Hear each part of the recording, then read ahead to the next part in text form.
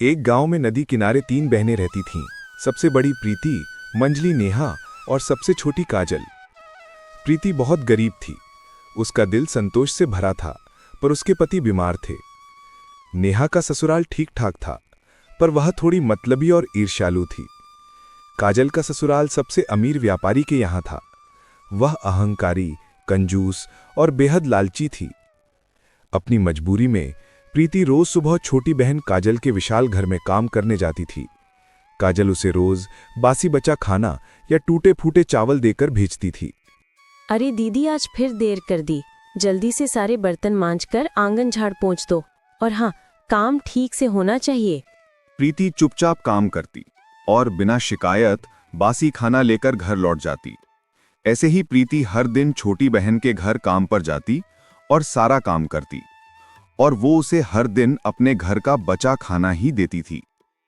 एक दिन प्रीति जब काजल के अपमान और अपनी गरीबी से दुखी होकर जंगल के रास्ते से लौट रही थी, तो उसकी नजर गांव के उस पुराने मंदिर पर पड़ी, जहां एक बूढ़े दयालु साधु बाबा रहते थे। बाबा, मेरी गरीबी और मेरी बहन का जुल्म अब सहा नहीं जाता। मैं अपनी मेहनत का फल मांगती हूँ। अब मुझे इस दुख भरे जीवन से मुक्ति दे दीजिए। बेटी, रो मत। मैंने तुम्हारा संतोष, तुम्हारी मेहनत और तुम्हारी निस्वार्थ भावना देखी है। मैं तुम्हें तुम्हारी मेहनत का फल देता हूँ। जैसे ही प्रीति घर पहुंची, उसकी पोटली में ताजी स्वादिष्ट मिठाइयाँ और पकवान थे। घर के अंदर सोने चांदी का ढेर लग गया था और उसका बीमार पति भी स्वस्थ होकर खड़ा था।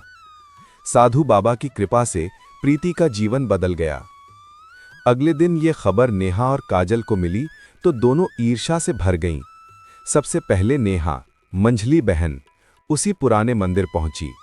उसने साधु बाबा से बढ़ चढ़कर अपनी मेहनत का बखान किया और जिद की, बाबा, मेरी बहन को सोना मिला है। मुझे भी मेरी मेहनत का सही फल चाहिए। मुझे मेरी बहन से भी ज्यादा सोने की सिक्कों की वर्षा का वरदान दीजिए। बेटी, तुम्हारे मन में ईर्ष्या है। तुम अपनी बहन के सुख से जलती हो।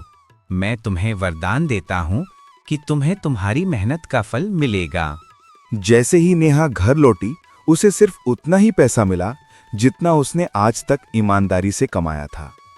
इससे उसका घर न तो अमीर बना, न ही गरीब। वो लालच में थी, इसलिए उसे संतोष नहीं हुआ।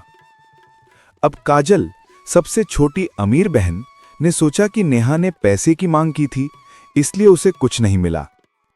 काजल जल्दी से बड़ी बहन प्रीति के घर गई, काम किया और जिद करके बासी और सड़ा हुआ खाना लिया और मंदिर की ओर भागी।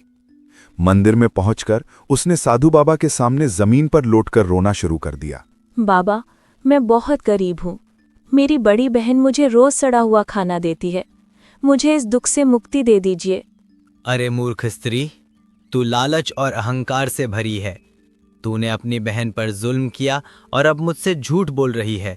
मैं तुझे वही दूंगा जिसकी तू सच्ची हकदार है। साधु बाबा ने क्रोध में अपना कमंडल उठाया और जोर से जमीन पर रखा।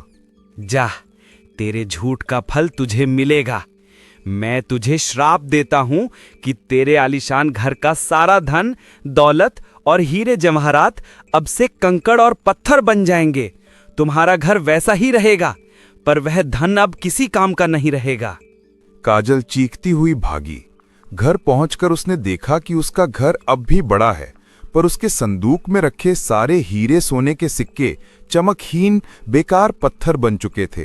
काजल के अहंकार और घोर लालच ने उसे सब कुछ होते हुए भी गरीब बना दिया। प्रीति ने अपने संतोष और ईमानदारी से सब कुछ पाया। नेहा को अपनी ईर्ष्या के कारण कुछ खास फायदा नहीं हुआ और काजल ने अपने लालच के कारण सबसे ज्यादा दुख पाया। अंत में तीनों बहनें एक साथ आईं। काजल ने अपनी गलती मानी और प्रीति ने दोनों बहनों को गले लगा लिया।